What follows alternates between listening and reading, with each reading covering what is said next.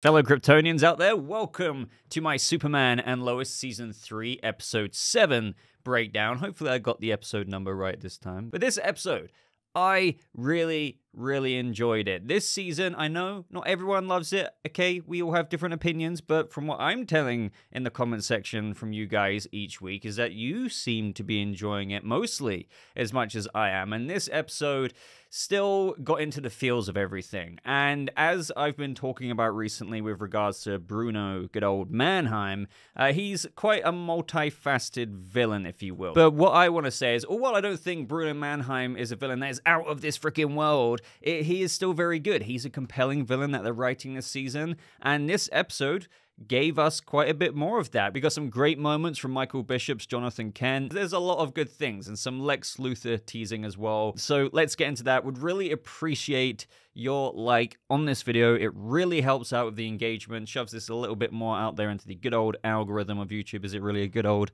Sometimes it's good to me, sometimes it's bad. But let's get into the episode where it picks up with Lois being very ill. And I was wondering when they were going to show this, and it makes sense. She's been on chemo for quite a while. And this is where a little storyline gets planted this episode with that of the boys, mainly driven by Jonathan, because he's asking if she's okay, suspecting that maybe they're not telling them something. And I was wondering what that is, because at the time when I was watching this, because I was thinking, well, they know she's got cancer, but by the end of the episode, you learn that they've really kind of been somewhat downplaying the severity of it. So I know I say this, and I hate to repeat myself each week, but this show, and I'm not trying to put it up on the highest of all pedestals, I'm just saying it does a fantastic job. Whether you care about some storylines more than others, like, oh yeah, the Cushing drama and the divorce and how families can relate to that, kids can relate to that, maybe kids who watch the show, but there's so many facets. The perspective of Jonathan and Jordan in this episode, with obviously Lois dealing with cancer, how they're not being let in on that situation as much as maybe they'd like to, but then you understand the parents' perspective with how they want to protect their kids. Like, there's always relatability in this show, which is why I think more and more people are starting to realize the difference between this show and that of other CW shows. Don't get me wrong, we've had other decent times in other decent CW shows when they were decent, but Superman and Lois is point blank a much more mature show. Even if you can watch it as a kid, it still separates itself in tone, the way that the family dynamic is explored, with Superman kind of going, I don't want to say uncharted territory, because we have seen Superman and Lois have kids in the comics before, but I really do feel like this show, it just, you know, freaking fly. Every time I'm recording right now, there's a fly. Need to remain calm, but I feel like Heisenberg in that one episode of Breaking Bad right now. But what I was getting to, and I know I'm raving about it again, it's just what separates this show from other shows and makes it something truly unique on that of the CW, and it separates itself from the crowd very visibly. So when we have Lois at chemo with onomatopoeia, or should I say Peia, they're talking about how Clark's the best, and she's like, my husband's the same way, in that he'd just do anything for her. So this is where we get the beginnings of quite a few flashbacks in this episode, and we see Bruno Mannheim having dinner with Peia in Moxie's restaurant. And, you know, Moxie, Mannheim in the comics was Bruno's father, but in this iteration, as I always say, adaptations aren't copy and paste. So, you know, Moxie is still the leader of Intergang, but obviously Bruno isn't his son. So they both work for him, but they're both in love, and he's raving about how much he's always known that they were destined to be together, and Peia's a bit more like reserved about it. These flashbacks were good. I didn't actually expect them at all, but I think they were really important in ramping up as a little bit of a springboard to offer more context to what they've already laid in previous episodes. I really do feel like they're doing a good job, as I've already raved about at the very beginning of this video, with showing how, yes, Bruno Mannheim isn't the greatest guy in the world. I mean, for crying out loud, he almost blew up John Henry's doppelganger's sister. He's put so many people's lives in danger through experimenting on Henry Miller and Deadline, and the damage in Metropolis and possible collateral damage that could have caused. Like, I shouldn't need to go on. Like, he is kind of like very bad, but he's coming at it from a driving force that's driving him to arguably villainy. And that being a core focus of this episode with, for example, the interview with Clark, these flashbacks showing a bit more of a giddy, ambitious Bruno who's just really wanting to change their area of Metropolis, albeit he is kind of in a criminal organization with Moxie at this point. You still see this, he's coming from the best intentions compared to other villains out there in the DC universe. And I have to say, I've enjoyed Chad Coleman in his projects for years now. I believe I did first see him in The Walking Dead, then I saw him in The Expanse, and I've probably seen him in other things, but he is fantastic this season already. And he really does add in this kind of very powerful conviction that you see him, really get riled up at times. But then he's always been so good at instantly flipping the switch to emotional vulnerability, where he's like already tearing in his eyes while still portraying that frustration and anger and almost insult. So that's what makes, I think, Chadwick Coleman stand out so well as Bruno Mannheim this season. And again, with some of the Lex Luthor teasers that we get in some of these flashbacks, for example, we get another flashback, one involving Moxie, where they talk about how Lex is bleeding South Metropolis dry. The neighborhood is falling apart, crimes are up, but so are our profits, as Moxie points out. But where's that money going? Sure, a little in our pockets, as Mannheim points out, but the lion's share is going to Lex. So this is when Moxie says, you want to take Luthor out? What the hell is wrong with you? Because even though they're in their own little criminal organization, they realize that Lex is the big dog of Metropolis. But Mannheim wants to make him a deal, offer him the rest of the city, and then in return, he gives us back our neighborhood free and clear. Once again, even though he does want to maximize their profits in their neighborhood, his root foundation there is to still make the suicide slums a much better place, rather than, for example, Lex Luthor's conquest is a lot more typical villainous, hey, I want to have control over everything in Metropolis. This is what separates Mannheim to a bit more of a, multi-dimensional character to that. And I'm not saying that Lex is one-dimensional. Don't get me wrong.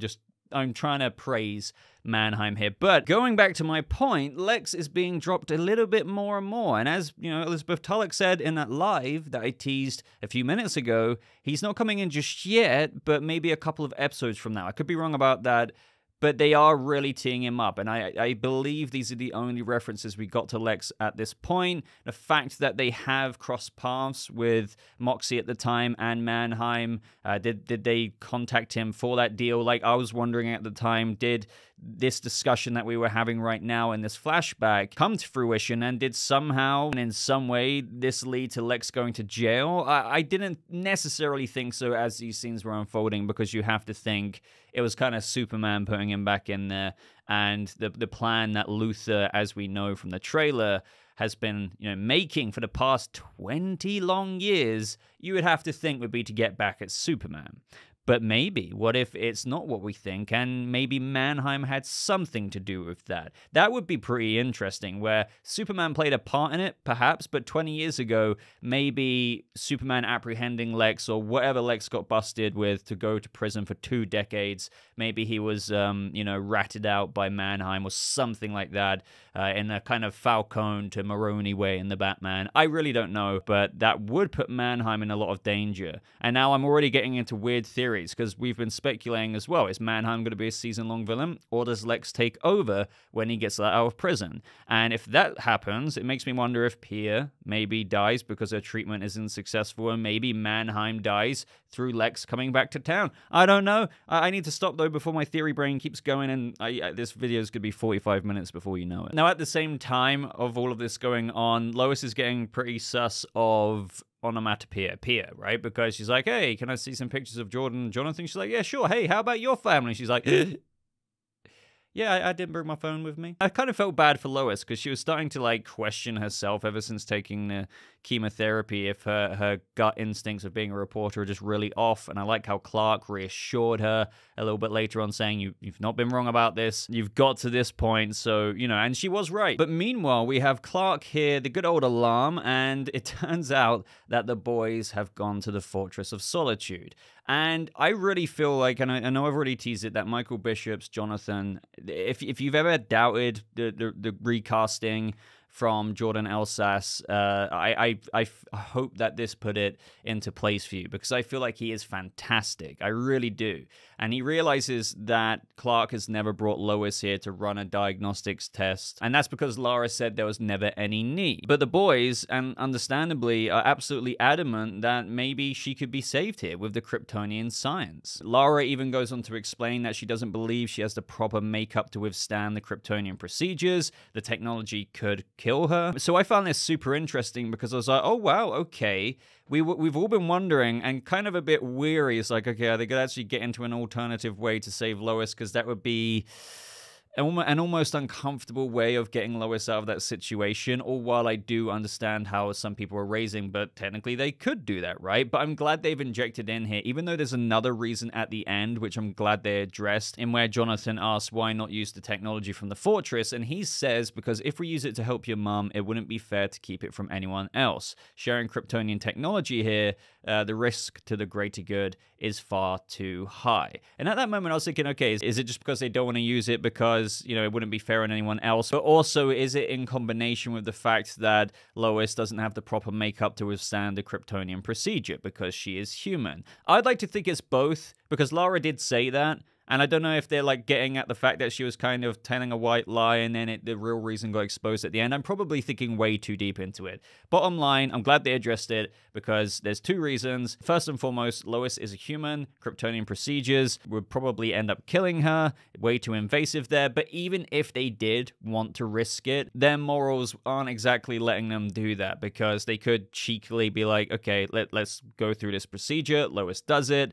And then let's just say she's free of cancer, then, you know, you would feel obligated to share this with the people of the world. And you could say, oh no, they don't have to, but come on, we're talking about Superman here, Kal-El. And then he realizes if he did that, that would lead Earth to get more hands-on access to Kryptonian science and technology, and inevitably on planet Earth and in the DC Universe's version of planet Earth, someone somewhere would use that tech for villainy in some way, shape, or form. And we've seen plenty of examples of that already. So I'm glad that they pulled that cat out of the bag, because that's been a question people have been asking for a while now. Surely there's some Kryptonian tech. What do you think of it? I think it's fine.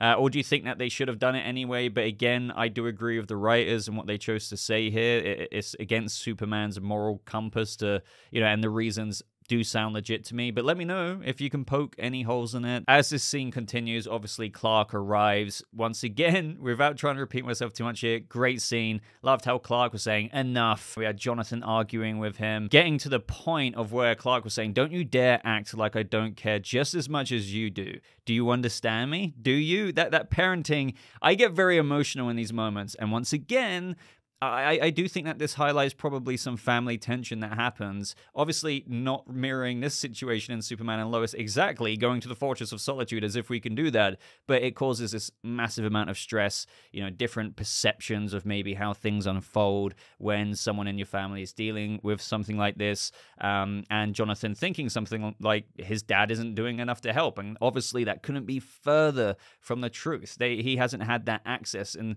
basically seeing Clark break down last episode, which is a part of this plot. The parents haven't been fully transparent with the kids. Now, after Clark returns to Lois, he learns that things didn't exactly go so well with Peia, because obviously she walked away from her and things got a bit ugly. So this leads into Clark going reporter mode. And I loved it. I loved it. This is something I think we've all been wanting to see a bit more. We heard how this season Clark was going to be a bit more of a reporter with the Smallville Gazette plot that they've got already going with Chrissy and Lois. We haven't seen like a ton of that, but here we actually had Clark Kent go into Bruno Mannheim's offices, and this was really, really good. I like the subtleties of awkwardness that Clark still has, that Tyler portrayed here. I don't think he goes full on out goofy Superman, because don't forget, Superman put Lex Luthor away, of what we're assuming, but what we do know, 20 years ago, Clark's already had, as what we've seen in those flashbacks, a lot of the goofy demeanor. So I do think it's natural for him to be maybe a little less goofy 20 years into the future, but there's still those moments where he's, you know, he got up and he's like, right, yeah, you know, all those little bits. And, you know, I posted on Twitter, I think last week when the previous episode came out, I was just like, I love Tyler Hoechlin's Superman. I think he is severely underrated. I'm not calling this the best show in a flipping world, but he has a very good Clark Kent, a very good Superman. And in this scene with Bruno Mannheim, it was a very, very enjoyable one because he eventually got to the point with how every investment you've ever made, Mannheim, has seen a profit other than the hospital. And Mannheim answers, well, I don't want to make profit off of illness. But this was really kind of getting into the root of Clark realizing, oh, but no, this is personal for you, because he recapped the other things. There's been 2 criminals experimented on. Were they a part of your research? How far would you go to cure this disease? But this next line from Mannheim, and again, Chad Coleman with the great line delivery, your wife's sick. If her treatment doesn't work, she'll likely die. So you tell me, Mr. Kent, how far would you go to save her? And I was like, damn, like, it's a very good point. Maybe Clark wouldn't go to Mannheim's lengths as what we've already been over, almost blowing up John Henry Irons' doppelganger's freaking sister or whatever. But, it does make you think. We've got some Elseworlds type stories out there where Clark has gone absolutely batshite crazy. So again, it makes Clark probably in this moment not remotely condone what Bruno Mannheim's done, and Lois and Clark still not going to give up on Bruno Mannheim after the end of this episode. But it's still, as Lois even said towards the end, you see that other side of him where you could almost envision yourself going through such extreme lengths to save the one that you love. So fantastic kind of, hey, let's flip the mirror, Kent. What would you do? How far would you go? So fantastic scene here. Meanwhile, back with Lois and Peia, she's basically apologizing and is like, hey, invite your family to the farm. We could have a barbecue. Clark he's not great, but he can make a half-decent burger. And I think that warmness from Lois, clearly convincing herself that she was wrong, threw Peia into such a place where she's like, I can't do this anymore. We weren't supposed to become friends. I just didn't tell you about him. And I thought it was nice as well that Clark literally came over there with Mannheim to Peia. Like, it's like even Mannheim agreed to expose himself. And that speech on the rooftop, you do feel for the bad guy. And that's always a win in my book. Now, as for the other storylines this episode, I've saved it for last because I don't want to spend too long on it. It's not really too much to break down. We have the Cushing storyline. Chrissy comes into the diner. Somewhat awkward vibes there. Lana's like, it's absolutely fine. It's okay. But then we have the waitress read the order out, and it is, Kyle's order. Sarah's being a bit mean initially here. But later on, when Chrissy goes to Kyle's apartment, but he's stuck at the fire station, she was being mean again, but good on Chrissy. She called her out, and then Sarah decided to flip a little bit and be like, you know what? I am being a bit, let's go to the movie. So I'm glad that didn't turn into a whole arc that maybe resolved next episode of Sarah just being salty that her dad has moved on, because that is what I was concerned about. But they only played with that for a little bit, which I do think is relevant, as much as some of you may be annoyed about it, because at the end of the day, a lot of teenagers do react that way. But meanwhile, with John Henry and Lana, he bumps into Lana at the store whilst he's getting food, because Mateo is coming over for a lunch date with Natalie and also to the movies later on. And instantly, she's already poking around, like cooking for someone special. And then he's like, no, it's just Mateo. Even later on, when he kind of gets a bit awkward with Mateo, he goes to Lana's office, and her assistant there's just like, so again, they're clearly setting up Lana to move on with John Henry eventually, but it seems to be quite a bit of a slow burn. They've been planting these seeds ever since the beginning episodes. Kyle moved on quite a bit quicker. Lana's one I felt was introduced a bit earlier, but it's just a longer burn throughout the season. But as for the whole John Henry storyline with Mateo, once again, I guess maybe a lot of dads who might be watching this could possibly relate, also admit to flaws, maybe being a bit too hard, scaring a daughter's boyfriend away. Again, I'm not a dad, but I can almost emulate feeling that way. So again, it adds a bit of an arc here that reflects a bit of reality. I did laugh my ass off when we had Mateo meet John Henry, just when we had him react to Mateo seeing Natalie in the dress. That was priceless. But yeah, as per my bullet points, they go to the movies. John Henry gets a bit of advice from Lana, realizes to step back a little bit. Sarah's having a good time with Chrissy, gets some candy out from her bag, and turns out there's some edibles in there. So I think that makes her think that Chrissy's a bit more maybe down to earth a little bit than what she realized. So it's good to see that they're getting on, and this isn't going to be like a dragged out, like, oh, I'm not going to accept the new she's not a stepmom, but like the stepmom or potential stepmom figure, as already went over. Towards the end of the episode, we have the boys, after earlier coming back to the farm, they find the last will and testament and end of life documents. This is when they confront Lois and Clark. Lois tries to point out that this is something normal, just in case things obviously don't go the way that you want them to. And from their perspective, as we've somewhat been over, they feel like they're not being told enough things about it. You know, you get mad at us for talking to your mum, but what are we supposed to do? I would have done the same thing in Jonathan's position. This was a fantastic scene with Jonathan, once again, when he's just like, what, have hope, Dad? I just believe that everything is going to work out fine. Maybe that works out for you as a Kryptonian, but us humans like Mum and me, we can't. Hope didn't stop your dad from having a heart attack, your mum from having a stroke, and last time I checked, hope doesn't cure cancer. So again, fantastic Jonathan material. They're also leaning into a bit more of the human side of things. And, you know, even as Lois said a few moments after this, Jonathan is a lot more like her than of Clark and Jordan. And I really liked that scene with Jonathan and Clark outside whilst Lana and Sarah were lighting off the fireworks. Not for like the whimsically kind of firework thing. It's more the line he said of, remember, you're just as much a Kryptonian as your brother, and he's just as much human as you are. And I don't know, that was like a really nice thing to hear, because at the end of the day, just because he doesn't have superpowers, he is quite literally half Kryptonian. And just because Jordan is Superboy and has manifested Kryptonian abilities, he's still just as much a human, has humanity as much as Jonathan does. So again, I feel like we've had a lot of Clark and Jordan before. You know, in season 1, we've had a lot of Jonathan and Lois in season 2. But I don't feel like there's been an abundance of, or even halfway to that, with Clark and Jonathan. We've even had a lot of Clark and Jordan this season, naturally because of the Superboy training and stuff. So I would love to see, especially after this scene, more Jonathan and Clark scenes. I think that would be fantastic. And this just gave me a taste of how much that's actually been missing from the show. But guys, that more or less just wraps up the events of today's episode. So as you can tell, as usual, I had a very, very good time with it. To be honest with you, I didn't really have any issues. I feel like it kept along the pacing that this season has had. It had a lot of different storylines going on, which didn't feel like at particularly any point I was like, oh god, you know, even with the Cushing stuff that people maybe are a little less patient with, I felt like we had some good scenes there with Natalie and John Henry finally being back in the show, because he's been, I suppose, installing security for his other doppelganger family members, because a lot of people have been asking where he's been, but they did mention that he would be going off and doing that. Just overall, a lot of great scenes.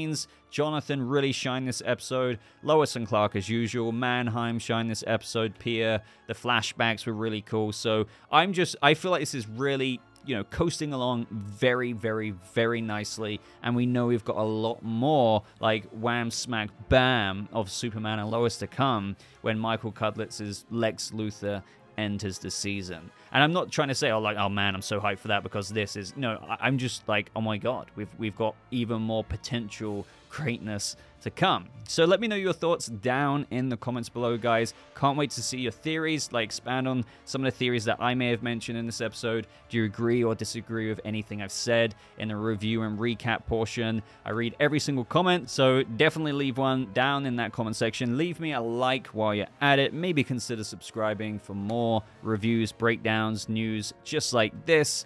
But until next time, ladies and gentlemen, again, thanks for watching. Hope you all have a lovely rest of your day. I'll see you fellow Kryptonians in the next video. Goodbye.